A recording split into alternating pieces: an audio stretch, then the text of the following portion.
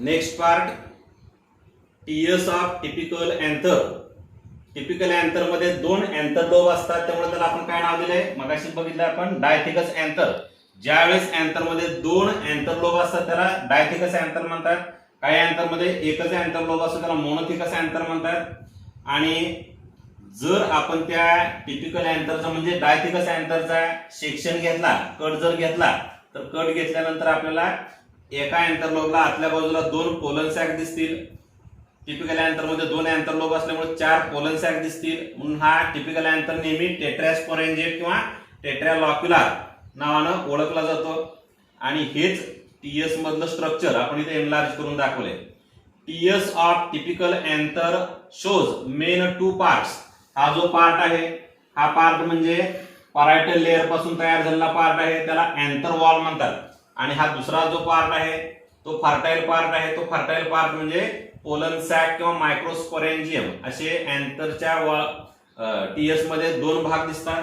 हा बाहेरचा भाग अँथर वॉल आणि दुसरा हा पोलन सॅक. मग आता anther wall is outer part of the anther and it is made up of parietal layer. It consists main four layers, that is outer epidermis, second layer endothelium, third middle layer and fourth tapetum. अशा अँथरच्या wall मध्ये चार भाग आहेत. त्यातला पहिला part आहे epidermis. Epidermis is a single layer of flat cell and these cells are arranged around the entire anther wall. पूर्ण अँथरच्या बाहेरच्या बाजूला कंटिन्यू लेअर तयार झालाय, त्या कंटिन्यू लेअरला काय म्हणतात, एपिडर्मिस म्हणतात. त्याचं फंक्शन काय असेल तर it is protective in nature. त्यानंतर 2 नंबरचा आहे तो म्हणजे एंडोथेशियम. त्या एपिडर्मिसच्या खालच्या बाजूला 2 नंबरचा लेअर आहे त्याला एंडोथेशियम म्हणतात. Endothecium is present just below the epidermis and it consist elongate and barrel shaped cells. These cells consist fibrous thickening of callus. Callus नावाच्या सबस्टन्सचं फायब्रस थिकनिंग आहे.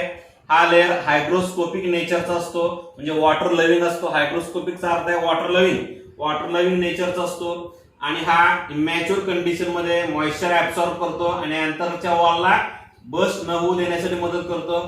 आणि मॅच्युरिटी नंतर तो लिबरेशन ऑफ पोलन ग्रेनला मदत करतो बाय लुजिंग द वॉटर. म्हणजे endothecium is present just below the epidermis. It is made up of single layer of barrel shaped cells and these cells consist fibrous thickening of callus. It is present around the pollen sac. आणि हा endothecium नावाचा part या notch जवळ दोन pollen सॅकच्या मध्ये जी notch असते त्या notch जवळ इन्व्हॉल्व्ड सेल तयार करतो, त्याला स्टोमियल सेल म्हणतात. पुढचा पार्ट आहे मिडल लेयर्स. या एंडोथेशियमच्या खालच्या बाजूला एक किंवा दोन लेयर प्रेझेंट असतात की जे एक किंवा दोन लेयर या पोलन सॅकच्या भोवती प्रेझेंट आहेत, त्याला मिडल लेयर्स म्हणतात. 1 to 2 layers of parenchyma cell present around the pollen sac is known as middle layers. आणि मिडल लेयर जे पोलन सॅकच्या भोवती प्रेझेंट असतात ते ह्या मधल्या दोन पोलन सॅकच्या मध्ये सुद्धा प्रेझेंट असतात. At maturity these middle layers get disintegrate between the pollen sac and gives extra accommodation for the developing pollen grain. म्हणजे ह्या पोलन सॅक मध्ये पोलन ग्रेन तयार झाल्यानंतर जर जागा कमी पडायला लागली तर हा मधला मिडल लेअरचा पार्ट डिसइंटिग्रेट होतो आणि दोन्ही पोलन सॅक एकत्र मिक्स करायला परवानगी देत असतो. पुढचा पार्ट आहे tapetum. Tapetum is innermost layer of wall of anther. It is present just around the sporogenous tissue. या पोलन सॅक मध्ये जो स्पोरोजिनस टिश्यू आहे त्याच्या जस्ट भोवती हा single layer of tall and large cell आहे, त्याला आपण टॅपेटम म्हणतो. Tapetum consist one to many diploid nucleus. Therefore tapetal cells are polyploid in nature. आता टॅपेटमचे फंक्शन 2 मार्कासाठी सुद्धा विचारले जाऊ शकतात. महत्त्वाचे फंक्शन आहेत. Tapetum supply nourishment to the sporogenous tissue and developing pollen grain. या पोलन सॅकच्या आत असलेल्या स्पोरोजिनस टिश्यूला आणि डेव्हलपिंग पोलन ग्रेनला नरिशमेंट करायचं किंवा अन्न पुरवठा करायचं काम हे टॅपेटम सेल करत असतात. Tapetum sale consist enzyme college म्हणजे तयार होणारे पोलन ग्रेन हे 4च्या ग्रुपमध्ये अरेंज केलेले असतात आणि ते एकमेकांना बांधण्यासाठी कॅलोज नावाचा सबस्टन्स वापरलेला असतो आणि मग त्या कॅलोज नावाच्या सबस्टन्समुळे हे पोलन ग्रेन एकमेकांना बांधलेले असतात आणि at maturity these pollen grains get separate by breaking the कॅलोज आणि हे कॅलोज ब्रेक करण्यासाठी कॅलेज नावाचं एन्झाइम लागतं. ते कॅलेज नावाचं एन्झाइम टॅपेटम मध्ये सिक्रेट केलेलं असतं. जर टॅपेटमचं पहिलं फंक्शन आहे ते supply nourishment to the developing pollen grain and sporogenous tissue.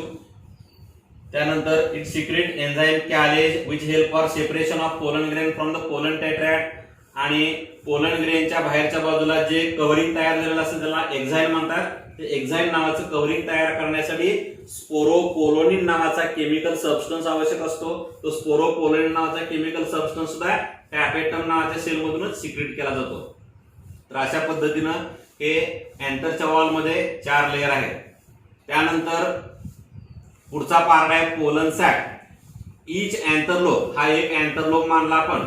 तर ह्या एका अँथरलोब मध्ये 2 गोल आकाराचे स्पेरिकल स्ट्रक्चर बघायला मिळतात. Each anther lobe consist 2 spherical structure and these spherical structure are known as pollen sac or मायक्रोस्पोरेंजियम.